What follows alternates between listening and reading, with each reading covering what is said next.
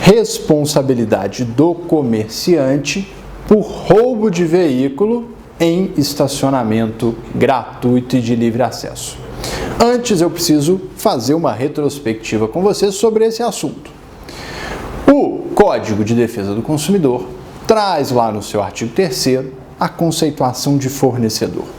E ali a doutrina aponta que o CDC não exige necessariamente a existência de uma vantagem direta para caracterizar alguém como fornecedor. Basta vantagem indireta para que se considere alguém como fornecedor e, portanto, responsável perante os consumidores. Então, imagina aquela farmácia que tem ali um estacionamento que ela disponibiliza para os clientes dela de forma gratuita. Nesse caso, a farmácia não tem nenhuma vantagem direta, ela não está cobrando, ela não recebe um lucro do estacionamento diretamente, mas não há dúvidas de que ela tem uma grande vantagem indireta, porque afinal de contas aquela facilidade oferecida pelo estacionamento gratuito traz mais clientes para ela. Tanto que se você virar para o dono da farmácia e falar para ele, ó, tira o estacionamento, ele vai falar, não, esse estacionamento apesar de gratuito, atrai muita clientela para mim.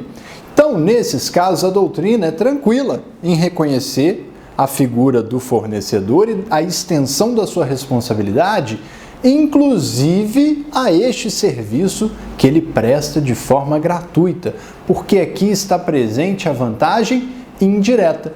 Então, danos que aconteçam ao veículo do consumidor enquanto estacionado ali naquele local, um furto do seu veículo, isso será passível de gerar responsabilidade objetiva para o fornecedor, ainda que aquele estacionamento tenha sido disponibilizado de forma gratuita, né? A gente consegue ver bem essa questão da vantagem direta nas redes sociais. A relação do usuário com a rede social é uma relação de consumo, porque ali, apesar do usuário não pagar nada para estar na rede social, a sua presença gera a atração de empresas que pagam a rede social para anunciar ali para aqueles usuários. E aí, quanto mais usuários a rede social tem, quanto mais interação desses usuários nessa rede social, mais anunciantes estarão interessados em pagar a rede social para anunciar para aqueles usuários. Então aqui a vantagem direta é muito evidente, assim como uma empresa que entrega um perfume de amostra grátis para um consumidor, e aí o consumidor usa aquele perfume e tem uma alergia na pele. Ele é consumidor, aquela empresa é fornecedora e responde, ainda que o produto tenha sido dado de graça, como amostra grátis. Aqui não tem aquela história de cavalo dado não se olha os dentes. Aqui há responsabilidade para o fornecedor, mesmo que ele entregue o produto a título de amostra grátis, porque, obviamente, é a clara intenção de mostrar um pouco do produto para o consumidor para que ele adquira aquele produto. A vantagem direta é evidente. Tendo em vista isso, então, essa questão dos estacionamentos gerou uma súmula, que é a súmula 130 do STJ, que eu vou ler para vocês agora. A empresa responde perante o cliente pela reparação de dano ou furto de veículos ocorridos em seu estacionamento. Tá vendo? A súmula do STJ aplicou esse entendimento doutrinário de que basta a vantagem indireta para a responsabilização do fornecedor. Então a empresa responde pelo cliente por danos ocorridos em veículos no seu estacionamento.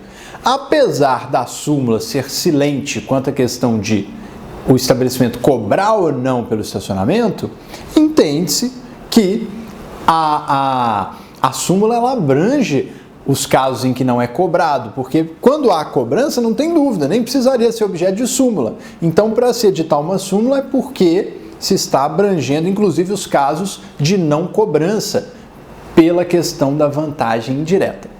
Todavia, gente, o STJ proferiu um julgado no ERESP 1.431.606 de São Paulo, onde ele trouxe uma especificidade para o caso de roubo à mão armada. Então aqui ele não está falando nem no caso de furto, nem no caso de dano, Porque eu vou ler de novo a súmula 130 para você, ó. A empresa responde perante o cliente pela reparação de dano ou furto de veículos ocorridos em seu estacionamento. Aqui, o STJ está falando no ERESP 1.431.606 de São Paulo do roubo à mão armada, não do furto nem do dano. E aí o que o STJ, por meio da segunda seção, entendeu? Abre aspas. Nos casos em que o estacionamento representa mera comodidade, sendo área aberta, gratuita e de livre acesso por todos, o estabelecimento comercial não pode ser responsabilizado por roubo à mão armada, fato de terceiro que exclui a responsabilidade por se tratar de fortuito externo. Fecha aspas. Aqui o STJ está fazendo menção ao artigo 14, parágrafo 3º, inciso 2º do CDC, que traz o fato de terceiro como excludente da responsabilidade do fornecedor.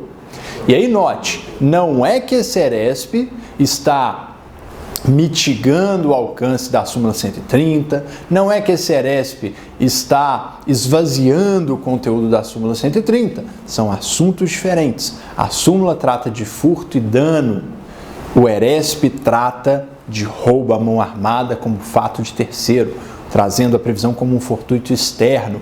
E mais, ele diz que o roubo à mão armada é fato de terceiro e excludente de responsabilidade do fornecedor quando for um estacionamento em área aberta, fornecido como mera comodidade, de forma gratuita e de livre acesso.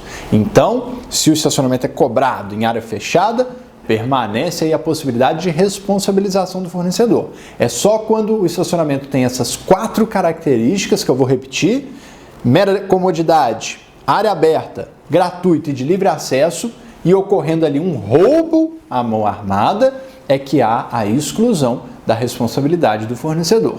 Tá bom? Espero que tenha ficado claro para você. Se ficou ainda alguma dúvida, pode deixar aqui para a gente nos comentários.